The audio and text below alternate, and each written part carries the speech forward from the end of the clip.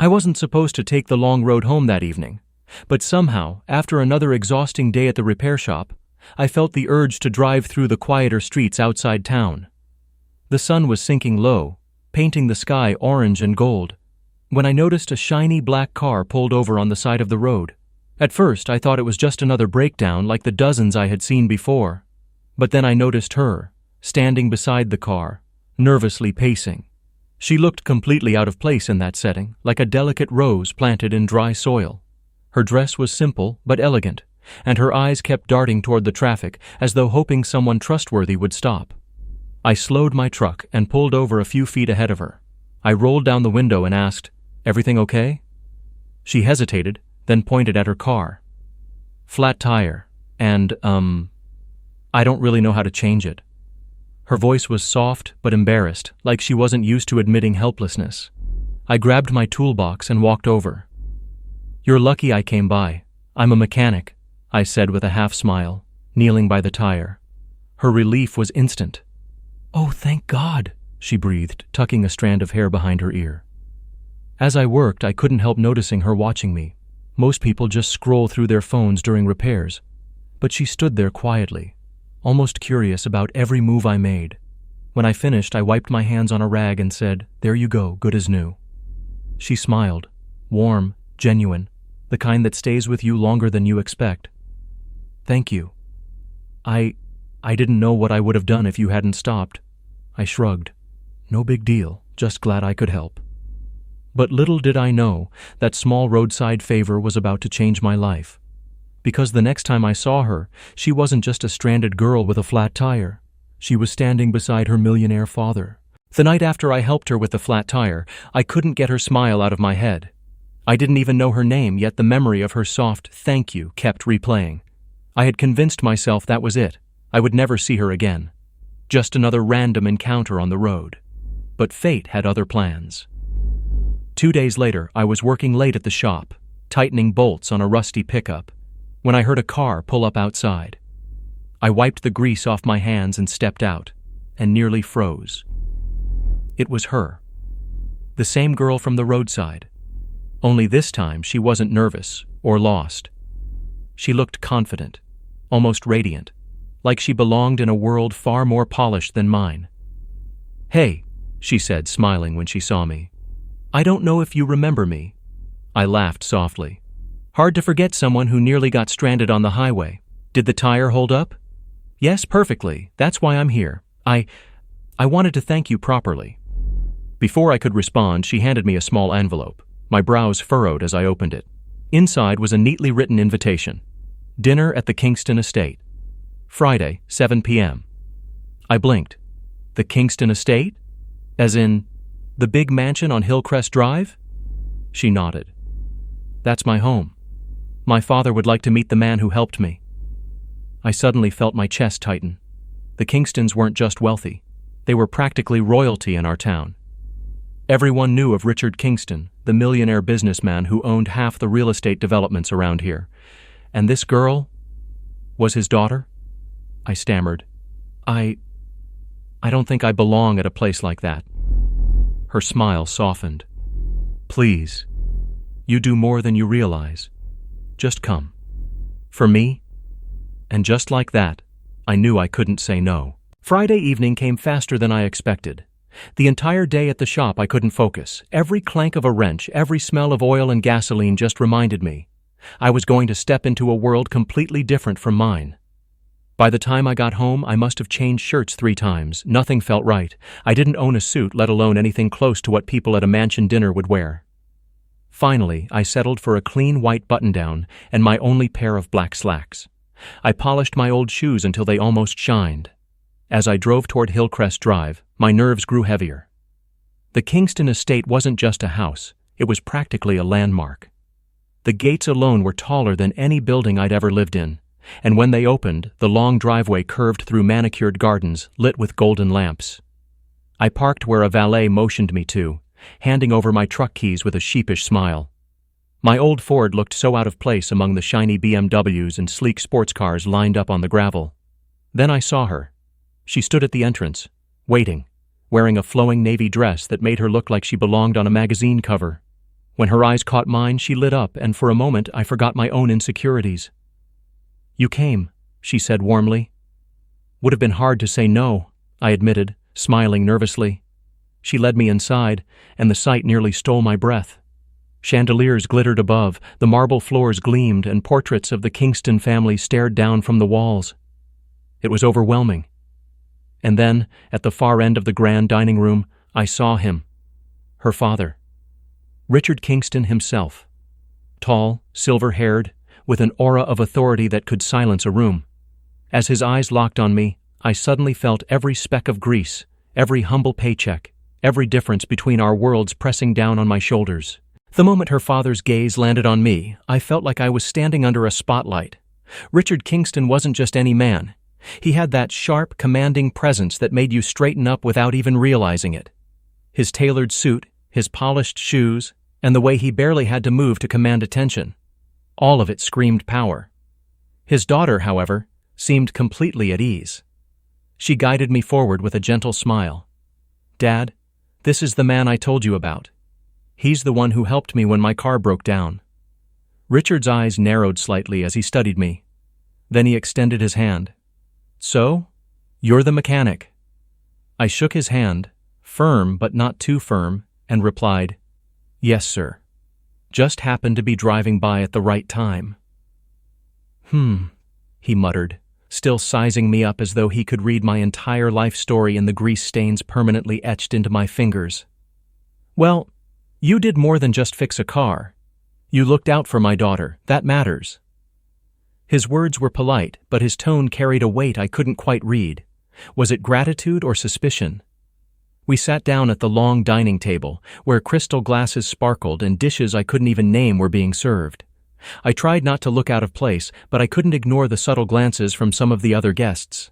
It was obvious I didn't belong in their polished world. Still, his daughter sat beside me, making light conversation, asking about my day, and laughing at my small jokes. Every time she smiled, I felt the tension in my chest ease, until I noticed her father watching us closely, his expression unreadable. By the end of dinner, Richard Kingston leaned back in his chair and said, "I'd like to see you in my study before you leave." My heart sank. Whatever this was, it wasn't going to be just a friendly chat. After dinner, one of the butlers guided me through the massive hallways of the Kingston mansion. My footsteps echoed against the polished marble, and the closer we got to Richard Kingston's study, the heavier my chest felt. The door opened, and I stepped inside. The room smelled faintly of leather and old books, floor-to-ceiling shelves lined the walls, and a giant mahogany desk stood near the center. Behind it sat Richard Kingston himself, a glass of something expensive in his hand. "Sit," he said firmly, not looking up right away. I obeyed, perching on the edge of a leather chair. My palms were sweaty, but I tried to look calm. Finally, he set his glass down and fixed me with those sharp eyes. "You seem like a decent young man. Hard-working, honest. I can respect that." "Thank you, sir," I said cautiously. "But let's be clear," he continued, his tone hardening. "My daughter lives in a world far removed from yours. She has every comfort, every privilege, and while I appreciate that you helped her, I need to know, what exactly are your intentions?" The question hit me like a punch. Intentions? I hadn't even sorted out my own feelings. I just fixed her car, accepted her invitation, and found myself here. But even in my confusion, I knew one thing. I wasn't about to lie. "With all due respect, sir," I said slowly, "I don't have any intentions. I didn't stop for her because of who she is. I stopped because she needed help, that's it." For the first time, something softened in his expression, just slightly. He leaned back, studying me. "That's what makes you different," he muttered. "Most men who come near her want something, money, status, connections. You didn't even know who she was." I nodded quietly. He stood, walking toward the window, then said without turning, "Be careful, son, because whether you want it or not, my daughter seems to have taken a liking to you." His words left me speechless. When I stepped out of the study, my heart was still racing. Richard Kingston's words echoed in my mind. "My daughter seems to have taken a liking to you." I didn't know whether to feel honored or terrified. She was waiting for me in the hallway, her eyes searching mine as though trying to read what had just happened. "What did he say?" she asked softly. I gave a small, reassuring smile. Nothing too bad, just protective dad stuff. Her lips curved into a half smile. That sounds like him. Before I could ask what that meant, she gently tugged my arm. Come with me. There's something I want to show you. She led me through a side door, out into the mansion's vast gardens. The night air was cool, carrying the scent of roses and freshly cut grass. Golden lights lined the pathways, and in the distance, a fountain glimmered under the moonlight. This is my favorite place, she said as we walked slowly. It's the only part of this house that feels free. I looked at her, surprised. Free? You live in a mansion. What could you possibly feel trapped by? She paused, her gaze falling on the fountain. Everything looks perfect from the outside, but inside, it's lonely. Everyone around me wants something. No one ever sees me, just my father's name, his money, his power. That night you stopped for me on the road.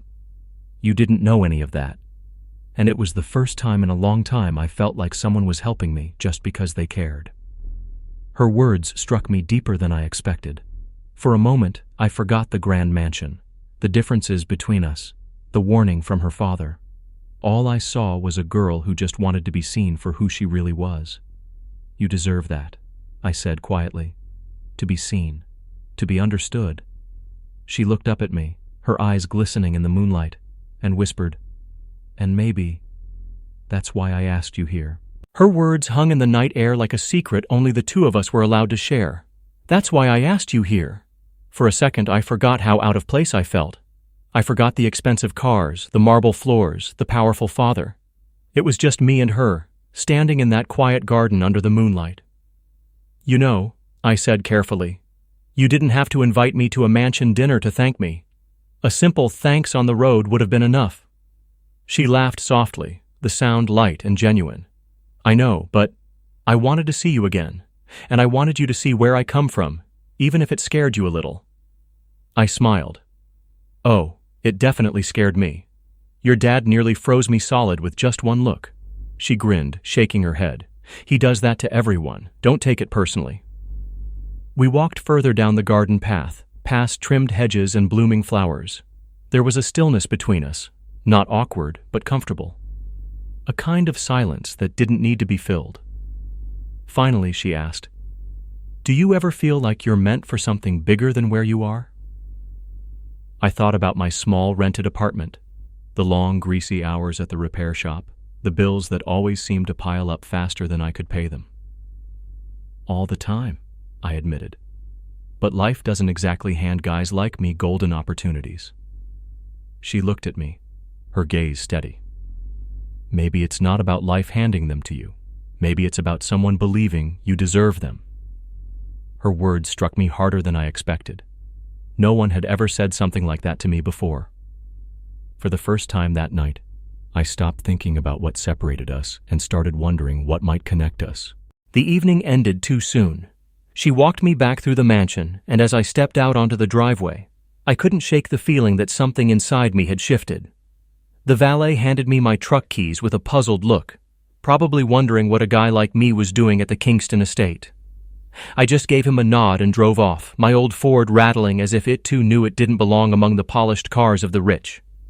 All the way home, her words replayed in my head. Maybe it's about someone believing you deserve them. No one had ever believed in me like that before. But reality hit me the next morning. I was back at the repair shop, covered in grease, bent over an engine that had seen better days. Customers came and went, haggling over bills, and I couldn't help but think about the marble floors and sparkling chandeliers from last night. It felt like two different worlds, hers and mine, and I wasn't sure how long they could overlap. Late in the afternoon, as I was closing up, I heard a familiar voice behind me. "Need a hand?" she asked, standing in the doorway, sunlight glowing around her. I nearly dropped my wrench. You came here?" She smiled. "Why not? You saw where I live. It's only fair I see where you work."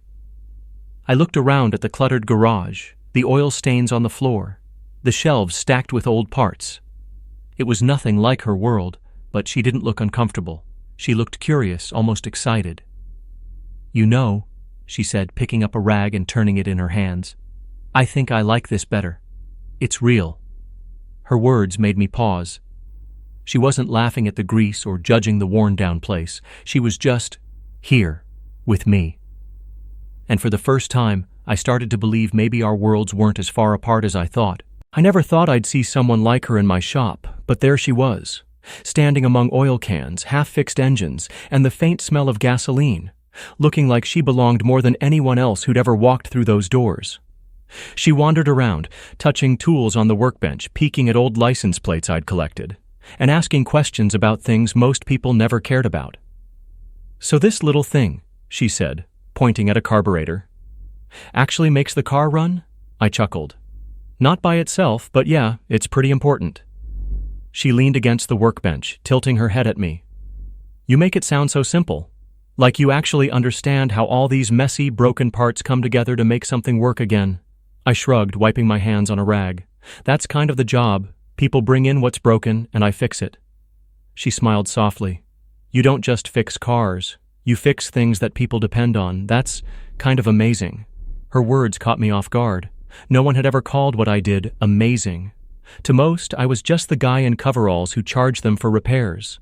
Before I could respond, she picked up a wrench and held it awkwardly. "Teach me something," I laughed. "Trust me, you don't want grease on that dress." But she didn't back down. "I don't care. Show me." So I handed her a pair of gloves and guided her toward an old engine block I was rebuilding. She listened carefully, following my instructions, her hands clumsy but determined. By the time she tightened her first bolt, a streak of grease had smudged across her cheek. I couldn't help it. I laughed. "You look like you just fought a war with an engine." She burst out laughing too, wiping at her face, but only making it worse. In that moment, surrounded by broken parts and laughter, I realized something. I liked her. Not because she was beautiful or rich, but because she was real with me in a way no one else had ever been. And I had no idea where that would lead. The next few days blurred together. She started visiting my shop more often, sometimes bringing coffee, sometimes just sitting on an overturned crate while I worked. We'd talk about everything. Her school days, my struggles paying rent, the difference between her father's business world and my little garage. But not everyone saw it the same way. One evening, just as I was locking up, a sleek black car pulled into the lot. Out stepped a man in a perfectly tailored suit, one of those people you knew didn't belong anywhere near grease or engine parts. He walked straight up to me, his expression sharp. "You're the mechanic, right?" he asked coldly. I wiped my hands on my rag, uneasy. "Yeah, who's asking?" He slipped a card from his pocket and handed it to me. "Lawrence Hale, personal advisor to Richard Kingston." My chest tightened. This wasn't just a casual visit. "Mr. Kingston asked me to speak with you," Lawrence said smoothly. "He appreciates what you did for his daughter. However," his eyes scanned the dirty garage as if it was something unpleasant he'd stepped in. "He wants to remind you of boundaries." I frowned. Boundaries? His daughter is young, naive even. She doesn't understand the complications that come with crossing social lines. You, however, should understand. This, he gestured around, is your world, and her world is very different. The words stung more than I expected. "So, you're saying I'm not good enough?" Lawrence's lips curved into the faintest smile. "I'm saying reality has limits. For your own sake, don't blur them." With that, he slipped back into his car and drove off, leaving a cold silence behind. That night I lay awake staring at the ceiling. Part of me wanted to believe he was wrong, that maybe she and I could be more than just a mechanic and a millionaire's daughter. But another part of me wondered if he was right. The next morning, I tried to shake Lawrence Hale's words out of my head, but they clung to me like oil stains on a shirt, impossible to wash away. Every time I thought about her smile, I also heard his cold voice. "This is your world, and her world is very different." When she showed up at the shop that afternoon, I almost told her not to come anymore. She walked in carrying 2 cups of coffee, her laughter filling the dusty air like sunlight through dirty windows. "You look like you haven't slept," she teased, handing me one. I forced a smile. "Rough night." She tilted her head, studying me. "Something happened, didn't it? What's wrong?" I hesitated, then said carefully, "Your father's advisor came by yesterday. He doesn't think I should see you." Her face fell, but not with surprise, more like disappointment. "Of course he did," she muttered. "That's what he always does. He scares people away before they even get close." I set down the wrench in my hand, suddenly restless. Maybe he's right. You live in a world I don't belong to. A world where guys like me don't make it past the front gate unless we're there to fix something. She stepped closer, her eyes burning with frustration. "Do you really think that's all I see when I look at you? Some guy who changes tires and fixes engines?" I swallowed hard. "Isn't it?" She shook her head firmly. "No. I see someone real. Someone who doesn't treat me like a trophy or a ticket to power. You don't know how rare that is in my life." Her words cut through me, tearing at the doubts Lawrence had planted. For a moment, the noise in my head quieted. "Still," I whispered, "but what if your father forces you to choose?" She didn't hesitate. She looked me dead in the eye and said, "Then I'll choose for myself." Her conviction stunned me. And in that moment I realized I had a choice to make too. I thought about her words all night.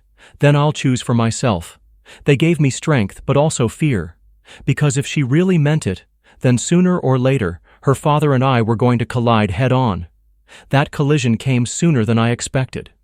2 days later, while I was tightening bolts under a car hood, I heard the low growl of an expensive engine outside my shop.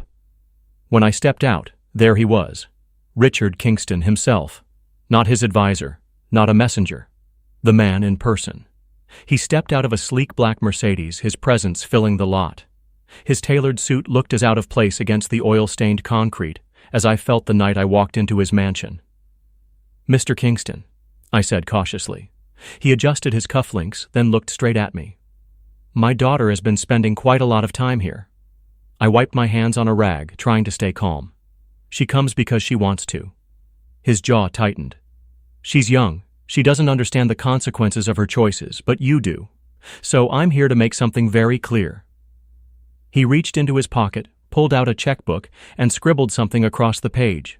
Tearing it out, he held it toward me. "This is more money than you'll make in the next 5 years at this shop," he said coldly. "Take it. Walk away. Leave her alone." For a long moment, I just stared at the check. The numbers made my chest tighten, enough to pay off debts, buy better equipment, maybe even start fresh somewhere else. My hands trembled. But then I looked past the paper and saw his eyes, calculating, controlling, expecting me to fold like every other man who'd stood in his way. I slowly shook my head. "With respect, sir, I don't want your money. I'm not here for that. And if your daughter chooses to be here, that's her decision, not mine, and not yours." For the first time, Richard Kingston's expression cracked. His cold confidence slipped into something else, anger. "This isn't over," he said sharply, sliding the check back into his pocket. "Not by a long shot." And with that, he turned, climbed into his car, and drove off, leaving dust and silence in his wake. After Richard Kingston left my shop, I knew life was about to get a lot more complicated. And I was right. The very next day, her visits stopped. No coffee, no laughter echoing in the garage, no soft voice asking me about engines. At first, I told myself she was busy, but then a week passed and still nothing. Each day felt heavier, lonelier. I'd catch myself glancing at the shop door, half expecting her to walk in, but it never opened. The doubts began to creep back.